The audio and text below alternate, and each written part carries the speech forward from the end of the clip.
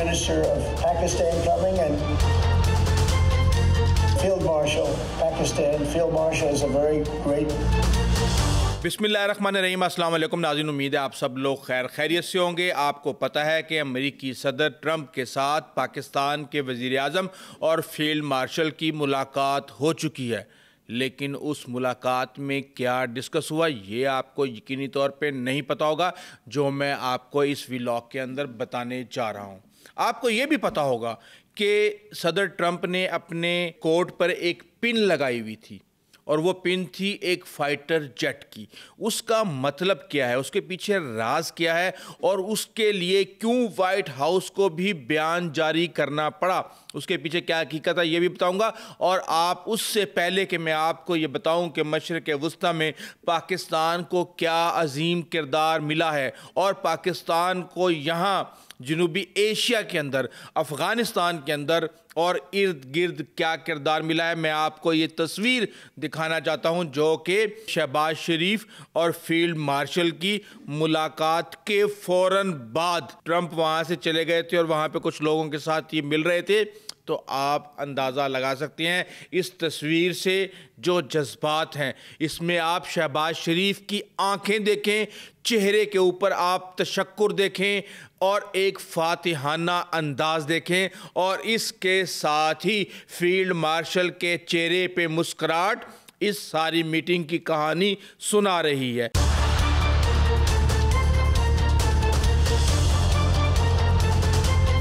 इसके साथ ही हम ये देखते हैं कि नेतन्याहू आते हैं यूएन के अंदर तकरीर करने के लिए और वहाँ से सब लोग उठ के चले जाते हैं, जबकि इनकी वो कातिल फ़ौज गज़ा के अंदर लाउड स्पीकर लगा लगा के मज़लूम फ़लस्तीनियों को वो तकरीर सुनवाने की कोशिश कर रही है। और इसके साथ ही हम ये देख रहे हैं कि बहुत सी चीज़ें मंजर आम पर आ रही हैं। पाकिस्तान का किरदार अल्हम्दुलिल्लाह बढ़ चुका है। 80 मिनट की मुलाकात वाइट हाउस के अंदर सदर ट्रंप, शहबाज शरीफ और फील्ड मार्शल के दरमियान हुई और कहा यह जा रहा है कि नोबेल पीस प्राइज़ की बात तो पाकिस्तान बार बार कर रहा है, लेकिन पाकिस्तान ने वहाँ पे सदर ट्रंप को दौरे का कहा है कि वो पाकिस्तान का दौरा करें और मिनरल के बारे में कहा गया है कि आप मिनरल की बात करें। इसके साथ ही ग्रेट रोल इन मशरिक़ वस्ता के हवाले से डिस्कशन की गई है, जिसके अंदर पाकिस्तान की फ़ोर्स, पाकिस्तान की मैन पावर, पाकिस्तान की पॉलिटिकल पावर और उसकी सफारती ताकत को इस्तेमाल करने के हवाले से प्लान बनाया गया है। इसके साथ ही हम ये देख रहे हैं कि एंटी टेरर के हवाले से एग्रीमेंट हो चुके हैं और एनर्जी की एक्सप्लोरेशन और ड्रिलिंग के हवाले से भी बात की गई है और सिक्योरिटी इंटेलिजेंस के हवाले से बात की है, ज़राअत के हवाले से बात की गई है। वहाँ पे अमेरिकी कंपनियों को कहा गया है कि पाकिस्तान के अंदर आके इन्वेस्ट करें आईटी के अंदर, और इसके साथ ही पाकिस्तान को साउथ एशिया के अंदर एक बड़ा किरदार दिया जा रहा है। हम ये देख रहे थे कि अभी तक पाकिस्तान जो है वो साउथ एशिया के अंदर ही कहा यह जा रहा था कि ये तन्हाई का शिकार हो चुका है। ये और चाइना, बस ये दो ही ममालिक हैं जो आपस में अच्छे ताल्लुकात रखते हैं। इसके अलावा पूरी दुनिया इस वक्त पाकिस्तान पर ट्रस्ट करने के लिए तैयार नहीं है। और फिर हमने देखा कि मामलात किस तरह बदल चुके हैं और अब पाकिस्तान को मशरिक़ वस्ता के अंदर एक इंतहाई अहम किरदार दिया जा रहा है। और इसमें एक बड़ी खासियत यह है, इसमें पाकिस्तान की डिप्लोमेसी का बड़ा ही अहम किरदार है कि ईरान भी उससे मुत्तफिक है और अमेरिका भी उससे मुत्तफिक है। और अब हमारे सामने जो खबरें आ रही हैं वो ये हैं कि टोनी ब्लेयर को अब जो 21 नकाती फार्मूला पेश किया गया है उसके तहत होने क्या जा रहा है, इससे आपको अंदाज़ा होगा पाकिस्तान के किरदार का। देखें, एक फ़ोर्स तो बनी हुई है सऊदी अरब के अंदर 41 ममालिक पर मबनी, जिसकी सरबराही राहील शरीफ कर रहे हैं, लेकिन इसके साथ ही कहा जा रहा है कि एक फ़लस्तीनियन वहाँ पे एक सेटअप बनाया जाएगा फ़लस्तीनियन अथॉरिटीज़ से मिलता जुलता, और वो उसको टोनी ब्लेयर हेड करेंगे और जितनी भी वहाँ पे खलीजी रियासतें हैं वो अपना इंफ्रास्ट्रक्चर, अपनी मैन पावर और दीगर किस्म की सपोर्ट देंगे और फिर वो वहाँ पे बिल्डिंग करके वो फ़लस्तीनियन को वो अथॉरिटी वापस कर देंगे। ये एक प्लान चल रहा है, देखते हैं। उसके बाद फिर हम ये देखते हैं कि वज़ीर आज़म की तकरीर आती है UN के अंदर, और जिसके अंदर फ़लस्तीन के हवाले से वो ये कहते हैं कि 1967 की पोजीशन पर फ़लस्तीन को एक आज़ाद रियासत तस्लीम किया जाए और इसके साथ ही उसका कैपिटल अल-कुद्स शरीफ होना चाहिए। ये पाकिस्तान ने अपनी रेड लाइन वहाँ पे बता दी है और उन्होंने कहा है कि ये कमिटमेंट, फोर्स और बहुत ही मेहनत के साथ इसको हासिल करना पड़ेगा, ये ऐसे कोई आपको नहीं देगा। इसके साथ ही हम ये देख रहे हैं कि भारत के अंदर बहुत ज़्यादा प्रोपेगेंडा हो रहा है। उस बात पे प्रोपेगेंडा हो रहा है कि दोनों लीडरान को ग्रेट लीडर तो कह दिया, लेकिन उनको वहाँ पे ट्रंप ने आधा घंटा इंतज़ार करवाया। क्यों? क्योंकि दोपहर को वहाँ पे लंच था तैयब एर्दोगान के साथ और उसके बाद फिर उन्होंने कुछ एग्जीक्यूटिव ऑर्डर्स साइन करने थे और मीडिया से बात करनी थी, जिसमें उन्होंने कहा कि वो वहाँ पे वेट करें सामने ओवल ऑफिस के अंदर। तो उसके ऊपर भी तमाशा लगाया जा रहा है। लेकिन इस वक्त भारत के अंदर वो हालात हैं जिस तरह कहते हैं ना, प्राई शादी में अब्दुल्ला दीवाना,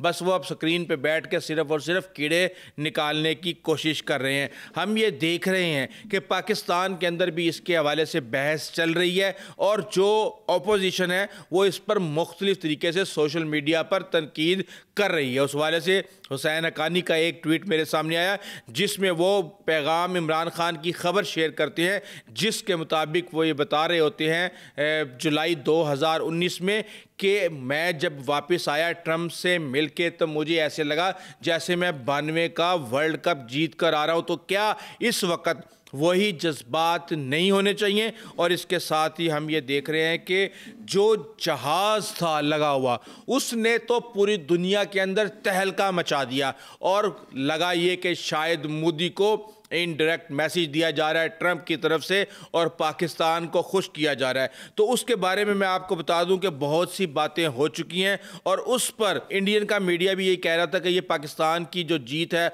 उसका एतराफ़ किया जा रहा है और ये सार्फिन कह रहे थे कि इंडिया पाकिस्तान की कशीदगी के तनाजुर में ये जहाज़ लगाया गया है। और ट्रंप ने इसके बारे में जब हमारे पास वाइट हाउस के तर्जमान का एक बयान आया, वजाहत सामने आई, तो उन्होंने कहा जी कि ट्रंप ने तुर्क सदर और एर्दोगान के साथ मुलाकात के लिए अपने कोर्ट पर F-22 रैप्टर जहाज़ की पिन लगा रखी थी और ये सोने की बनी हुई थी। अब एकदम से यहाँ पे जो कंट्रोवर्सी आती है, बात यह है कि जो मकासद अचीव करने थे डिस्कशन के, जहाज़ों को ज़ेर बहस लाने के, वो फिल हो चुके हैं। अब वो कहते हैं ना कि सांप भी मर गया और लाठी भी ना टूटी, कुछ इस तरह की हरकत की गई है। लेकिन मैं आपको बता दूं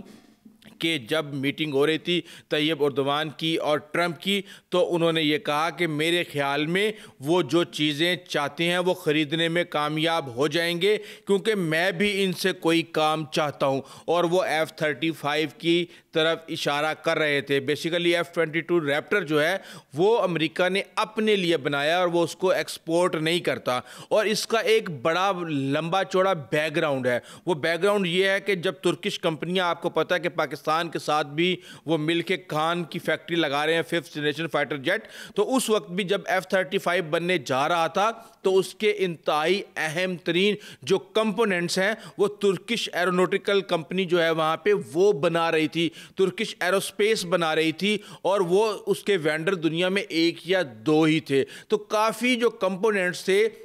F-35 के वो तुर्की दे रहा था और वो पार्टनर था इस प्रोग्राम के अंदर। लेकिन फिर तुर्की फैसला करता है कि वो अपने दिफा के लिए रूस से S-400 खरीदेगा और जब वो S-400 खरीदता है तो उसके बाद अमेरिका इस प्रोग्राम को कैंसिल कर देता है। अब ये बातें की जा रही हैं कि शायद अभी भी तुर्की चाहता है कि F-35 दे दिया जाए। अब जाहिर सी बात है जब ट्रंप उनके सामने बैठ के ये बात कर रहे हैं तो यकीनी तौर पर तुर्की की तरफ से कोई ना कोई इस तरह की फरमाइश कही गई होगी। लेकिन अब जो इन्फॉर्मेशन हमारे पास तुर्की के सदर की मुलाकात से पहले तुर्की के मीडिया ने जारी किया था बयान, उन्होंने ये कहा था कि हम S-400 नहीं बेचने वाले किसी भी मुल्क को, ये हमारे पास ही रहेगा और हथियारों के हवाले से, जो हमारे मुल्क की सालमियत के हवाले से जो हमारे फैसले हैं वो आज़ादाना होंगे और वो किसी भी प्रेशर पर मबनी नहीं होंगे। यही वजह है कि इस हवाले से बहुत ज़्यादा इस पे मामलात उठ गए और अब आपको पता है कि इस वक्त दुनिया के अंदर 3 ममालिक ऐसे हैं जो कि 5th जनरेशन फाइटर जेट बना रहे हैं और इस्तेमाल कर रहे हैं। एक अमेरिका जिसके पास F-35 है और F-22 रैप्टर है, दूसरी तरफ रशिया जिसके पास Su-57 है, भारत के साथ वो एग्रीमेंट करना चाह रहा है, और तीसरी तरफ चीन जिसके पास F-20 और F-35 हैं, जो कि मुबैना तौर पे और यकीनी तौर पे पाकिस्तान को एक ना एक दिन मिलने हैं, क्योंकि अगर पाकिस्तान ने फ़िज़ाओं पर अपने शाहीनों का कब्ज़ा जारी रखना है तो उसको बेहतरीन इक्विपमेंट से उसको इक्विप होने की ज़रूरत है। तो ये वो वजूहत है। लेकिन इसके साथ ही फिर ट्रंप ने एक बयान दिया, उसने कहा कि कुछ ममालिक के जर्नैल आ रहे हैं पाकिस्तान की मिलिट्री की मैन्युफैक्चरिंग इंडस्ट्री को विज़िट करने के लिए और यकीनी तौर पे वो इसको कुछ ना कुछ हथियार जो हैं वहाँ पे ख़रीदेंगे। अब जाहिर सी बात है उस वक्त 2 ही मीटिंग हुई थी, एक तुर्की की और एक पाकिस्तान की, तो इस हवाले से ये क्यासराइयाँ भी शुरू हो गई हैं कि पाकिस्तान शायद अमेरिका से कोई असला ख़रीदने जा रहा है। बहरहाल ये चीज़ें भी बहुत जल्द ही इस हवाले से सामने आ जाएंगी, लेकिन इस वक्त सूरत हाल ये है कि पाकिस्तान ना सिर्फ साउथ एशिया के अंदर बगराम को डिस्कस कर रहा है, मिनरल्स की डील कर रहा है, डिफेंस एग्रीमेंट अमेरिका के साथ कर रहा है, मशरक़ वुस्ता के अंदर अपना अहम किरदार हासिल कर रहा है, वहीं पर सफारत के मैदान के अंदर भी अपने झंडे गाड़ रहा है।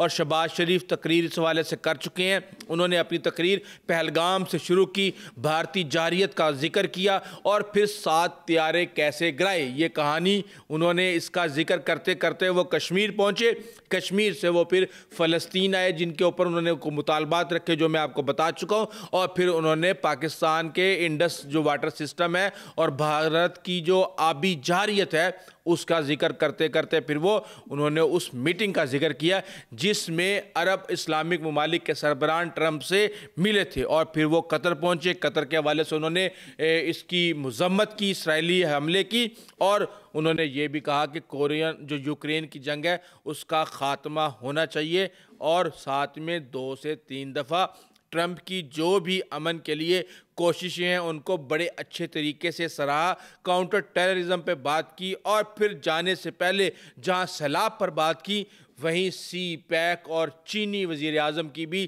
तारीफ़ करते करते निकल ले। यानी कि उन्होंने अपनी इस तकरीर के अंदर तकरीबन सारे मकासिद हासिल कर लिए हैं। अब देखना यह है कि अब अगले आने वाले दिनों में किस तरह पाकिस्तान इस मौके से मुकम्मल तौर पर ना सिर्फ फ़ायदा उठाता है बल्कि इसके समरात इस मुल्क और इसकी आवाम तक भी पहुंचाता है। ये लीडरशिप के ऊपर और उसके कंधों के ऊपर एक बहुत बड़ा भार और जिम्मेदारी है जिसको पूरा करना उनकी अव्वलीन तरजीह है। अभी तक के लिए इतना ही। इस हवाले से आपको गाइड करते रहेंगे, इन्फॉर्मेशन अपडेट करते रहेंगे। अंटिल द नेक्स्ट टाइम, अल्लाह हाफिज़।